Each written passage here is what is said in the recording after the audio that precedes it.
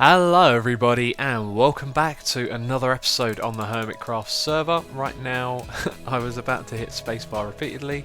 I know the microphone can hear that so I won't do that. But yeah, right now I am heading back to my base. I've just been over at Corralis's checking up on his villager breed one. In case you didn't see Corralis's episode, I actually went over there and helped him build a villager breeder for his project over there. He's not doing villager trading. He's making like a poolside area and the villagers are going to go down the slides and hang out by the pool, which is pretty damn cool. I had to go over there and fix something. I noticed that it wasn't working. But anyway, we are back here. We are back here at base, the desert temple or jungle temple. I don't know what you want me to call it, but I'll probably call it a jungle temple more often than not.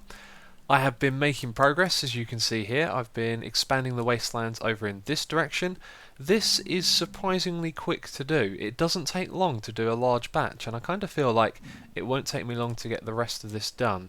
And since I realised that, I just decided to crack on and get as much done as possible. So you can see we've gone all the way to the edge where we've removed the sand over there, going around this side and all the way over to here. So I'm hoping that what I can do is get all of this done all the way over to that corner and all the way to that corner over there, and then we can start removing more sand again. Now, one thing that I need to do though is when it comes to this bit over here is I think what I'm going to do is build a false platform. Now, I remember when I was clearing out one of the rivers I was thinking, do you know what, I should leave all of this dirt and some of this stuff in here. But then I started removing it and the whole OCD thing kind of kicked in.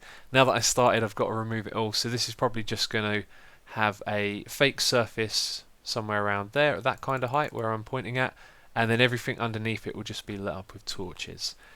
Oh, I am terrible at this. If you ever see some harsh cuts like that in my videos, it's because when I'm talking I get a little bit tongue-tied sometimes, and then that can make me think about what I'm saying too much, and it just gets worse and worse, and then I'm like, I've got to stop recording. And where's that guy going? I don't know where he was going then. Okay, maybe he was looking for the shortest drop down. That's interesting. Maybe they do that. Maybe they look for the shortest drop down when they're picking a route to go somewhere. Right now he's tracking the villagers and he's going to fall in there. Yep. And then he's going to drown. And there's 4 of these, and I've been going around and looking at them. They don't actually gather a lot of materials, but there was some ink sacs in one of them which I found interesting, so squid have been spawning in there, which kind of makes sense because if you have a look around there is not a lot of water. We are in the middle of a desert, and I have removed some rivers, although I did put down some water in these streams and over there in the reed farm. But the thing that I wanted to tell you about was YouTube. It broke a couple of days ago. I'm sure you all saw it because the sub feeds were broken. You probably missed a lot of videos. I think myself and lots of other people had less views on our videos, and it was clearly broken. I remember continuously refreshing my subscription feed, checking people's channels. You know, there were videos, but they weren't on the sub feed. Anyway, it prompted me to set up a website. Now, I say set up a website. I didn't do that. My friend Cody coded it for me. Cody the coder. I like that. Yeah, he made a really cool website. It's very simple. It's just a feed of all my videos. So if you're interested in bookmarking that, just go to www.xisumavoid.com. I'll put a link on the screen and in the description and all of that. And if you bookmark that page, you'll be able to keep track of all my videos. You know, all it does is show you a list of my videos. And I think you can access that website from a mobile as well because it's made with Bootstrap, so it should look good on any browser, which is awesome. So if ever you think perhaps something's wrong with YouTube and you want to check and see if my videos, then that's the website to go to. And also, I'm a pretty consistent uploader. I do have my days where occasionally now and then I don't upload a video on a day I normally would, but I always aim to upload at the same time, which is 4:30 PM GMT. So if ever you don't see a video around that time, then probably something's gone wrong. But anyway, do you know what? I don't like this little bit here. See, this is a false part of the wastelands. Let's actually go and change that quickly. This is something I do. I walk around and I look at it and I see, oh god, he's going to attack me. Take that. And you might notice that I have some cooked steak. I've been going back to the cow farm and getting more materials. Let's just remove a couple of blocks here so it looks a bit more unnatural, I guess, or natural. I'm not sure what way round that should be. Yep, that'll do. Anyway, let's teleport back. Yeah, so I've been playing around at the cow farm, and that actually ties in to what we're going to be doing this episode. So lately I've been doing some AFK farming for bonemeal over at Mumbo's Mob Trap, And after a while I realised actually I'm using a lot more bone meal than I'm farming for him. I think I've actually used probably a double chest more than I've gotten back for him, which is not on at all. So what I want to do is obviously set up a bone meal farm. Now the reason I'm using so much of it is because I've been farming wheat for trading with the villagers and also for breeding cows as well. So there is this skeleton spawner over here. This is outside the wastelands area. The wastelands ends right over here, and I have seen a few comments from people asking about what I'm going to do with these borders, and I didn't really mention because it's just so far away. But when we get round to the borders, when we get that far into this project, what I plan on doing is not having them straight like this. I want to make the wastelands biome sort of creep up into the surrounding biomes, and I don't want that to be like a straight transition either, so it'll probably go maybe a back away over here and then it'll kind of curve in a bit, and just try and make it look natural so it's not like a big square, which is going to be a hard thing to avoid because obviously the wastelands is a big square. But the whole reason I've done it like that is so that when you're standing in the middle, you're going to look, and in every direction all you're going to see is the wastelands, which is going to look absolutely awesome when we get that far. But anyway, Biffa found this over here. This is his portal, which is convenient because it hooks up to my one as well, so I can go through the nether for quick transportation. And he found this skeleton spawner down here. Now I haven't explored any of the area underneath my base, and I bet you it's sod's law that when I go and explore that in the future there's going to be like a triple skeleton spawner underneath there, but I don't mind. We're going to use this and we're going to do our project over here. So when it came to farming bone meal, I thought about what are we going to do, because this is ever so simple, you know, and people do the same old thing, except everyone, you know, turns these spawners into a mob farm, it would seem. And the last few times I've worked with one of these, I think I've done the same thing, which is not what we want to do this time around. We do not want XP from this spawner, because when I do enchanting, I go to the end and I get a whole load of it done in one go, and this is not going to provide enough EXP in enough time to make that worthwhile. And so what we want to do is just get the bone meal out of this as quick as possible. So I started to think, okay, we're not going to drop them into a water stream and move them into a tube that's going to elevate them and drop them down again. So what we want to do is move them out of this area here the quickest, and the quickest way is to drop them, and then drop them all the way down onto some hoppers where they'll die and their bone meal will get collected. And it could be as simple as that. And I was thinking, well, that's not really a lot of fun, is it? Because it's just incredibly simple, and I wanted to try and do something new with this. But then I remembered that these mobs are going to spawn with armor on, especially the longer we stay in the area.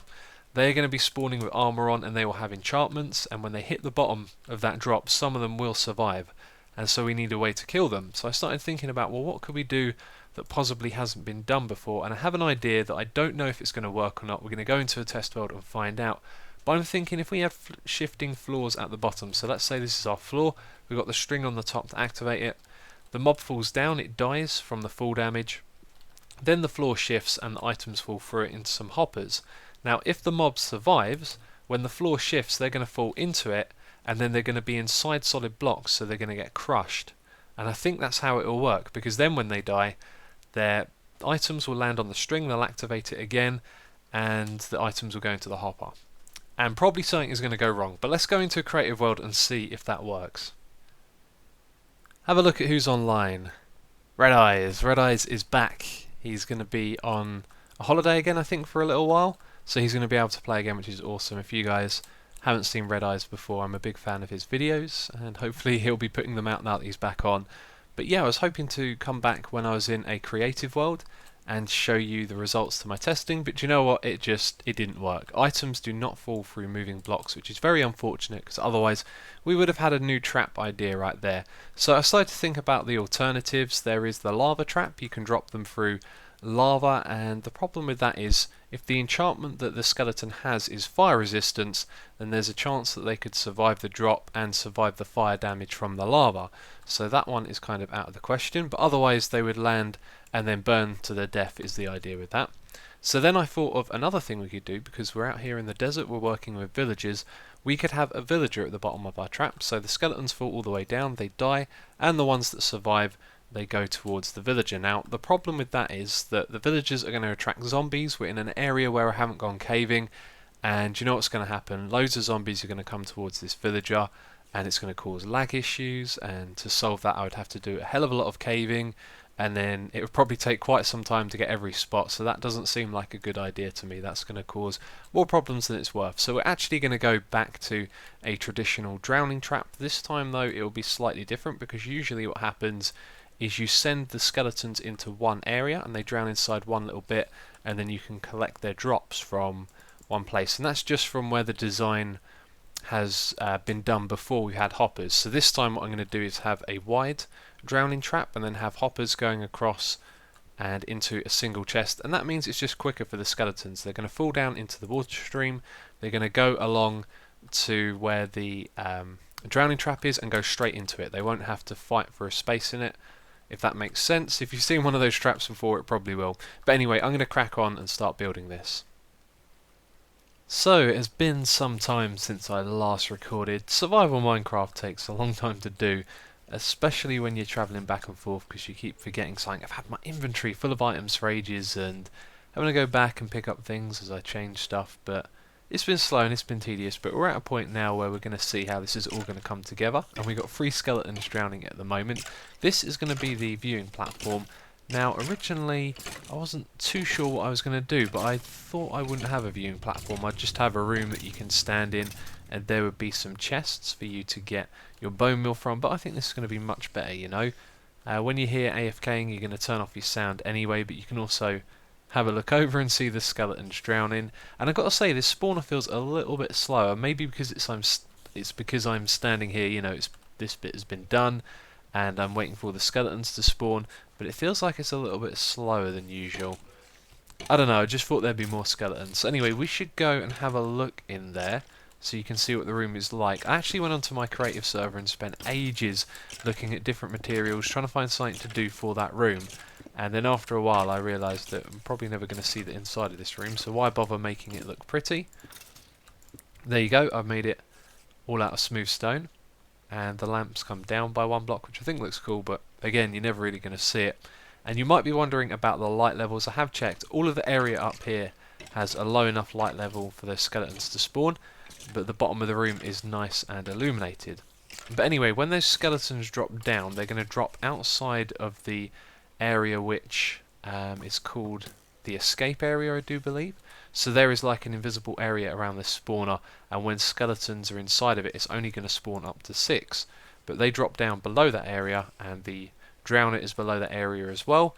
So, although it does seem really slow, I'm going to have to double check that, because it'd be crazy if I got it wrong and actually, when they're in the drowner, they're in the escape area. But I don't know, it's been a while since I worked with one of these. Anyway, let's close up this area. I will double check all of that, as I said, and I'll tidy up this later, don't worry.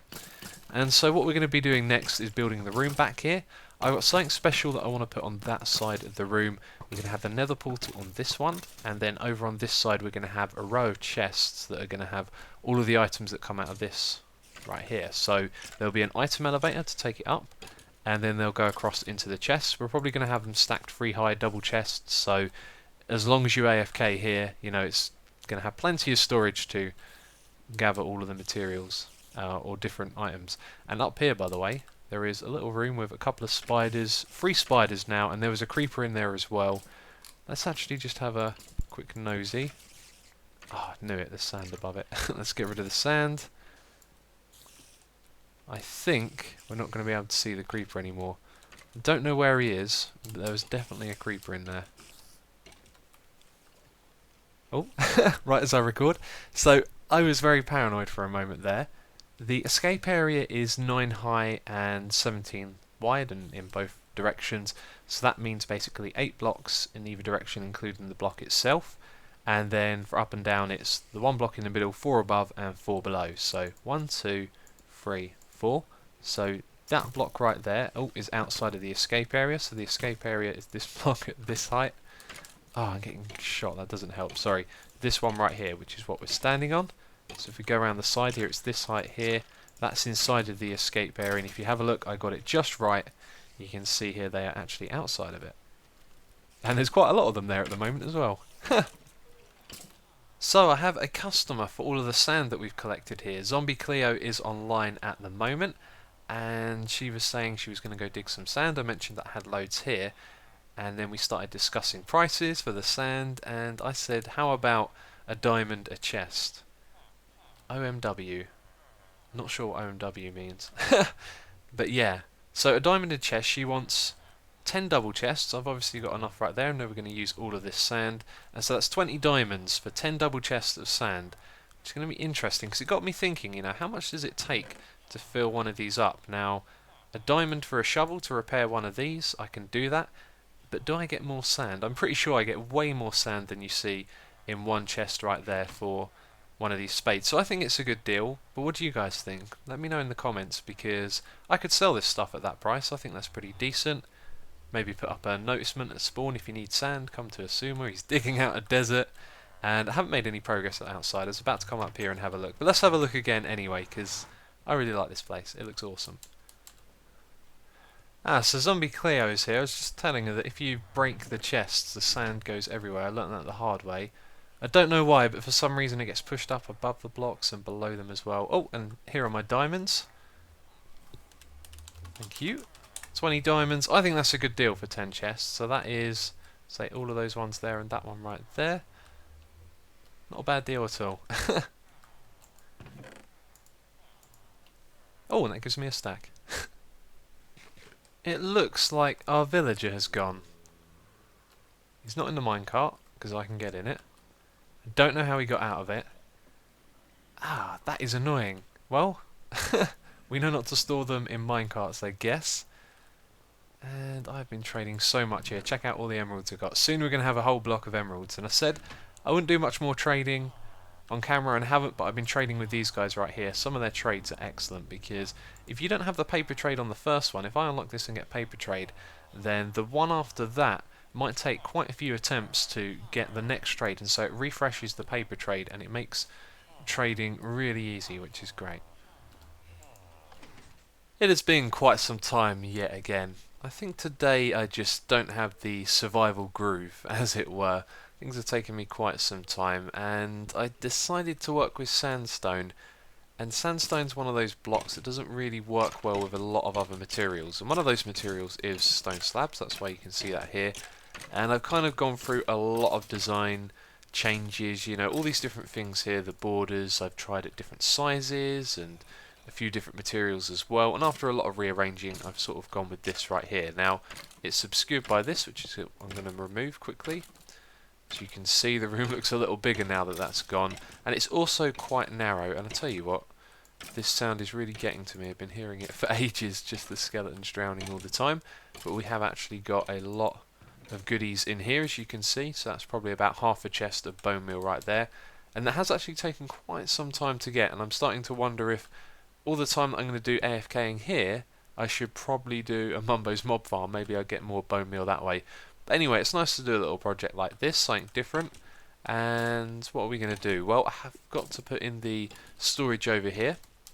And I think I said I was going to put in an item filter, and I started to think about it, and I think that's kind of silly, you know. I'm probably just going to have 2 chests where I put 1 bone meal in every slot, and in the other one it'll be arrows. And when I say 2, I mean 2 rows, because we're going to have 3 rows of chests that are 3 high, and they're all going to be double chests, and then behind those are going to be hoppers that point into them. So we're not going to add any filter. That seems kind of unnecessary. Plus you seem to get pretty much an even split. You can see slightly more bone meal here, but dividing that up between, yeah, you'd have like an odd amount of chests. That makes sense, doesn't it? So anyway, over here is where the portal's going to go. Now when I was making this I was thinking about 1.7, so the portal is going to go at the back here, and I tried putting some stone slabs at the front, at the top and the bottom, and it didn't quite look right, so I thought I'd put the obsidian there. And I tell you what, that looks pretty cool by itself. Obsidian seems to go well next to sandstone. It is a little bit of a strange combination, but then the opposites, you know, obsidian is purple and that's the opposite colour of yellow, so it kind of looks alright. But what we want to do right now is put that in on one side, because obviously we're not in 1.7 yet. There it is, flint and steel. This should synchronise up automatically. That's interesting. Why does that not work? Is it because there's obsidian in front of it? Because it's got all the blocks around it to make the right frame size. Let's remove these blocks here and find out. That is really strange. I wasn't expecting that to happen at all. I am not sure why. Maybe it's because we got two lots of obsidian on this side over here. And so it's doing some sort of calculating and it's seeing extra obsidian, so it doesn't like it. Let's get rid of that obsidian. Oh, there we go. It was possibly the obsidian behind it that was stopping it from being lit. I wasn't expecting that at all. Let's just fill this in. It shouldn't break the portal now that it's already there. And placing blocks. There we go. Two there, two there. Awesome, so you can almost see what it's going to look like. We're just going to have that removed, have the portal at the back. So anyway, I'm going to build the item storage on this side over here, and I'm not going to tell you what I'm going to put here. I'll do that and you'll see it in a moment. So everything here is almost done now. Let's see, what have I done? Well, I put an ender chest in the top here. Always got to have an ender chest at every type of farm. And I put in this light at the back here and also this switch to control the lamps up the top. Now, whenever you come here, you want this thing to be on. But I put it in anyway, and when I originally put it in, I just went straight up to where the ladder was and put it all in place. So I came down here and realised I put the lever and the lamp over by one, which looked really odd. So now it's in the middle, and I do really like my symmetry. This is a very symmetrical style build. All of this is in place now. Some of the items have started going into here.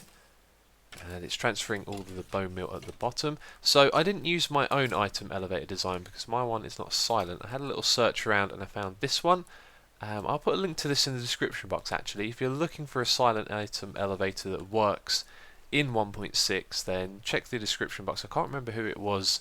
I wasn't really paying attention actually. I just kind of skipped straight to the design and copied it into the world. And another thing about this design though is that you have to have the items go into a hopper, because the pace at which the items go from the hopper into the droppers, then it works. But if you put items directly into the droppers, it's not going to work. So that's why I've moved this chest that we had down there over to here, and I dumped all of the items into it, and now it's going to transfer them slowly.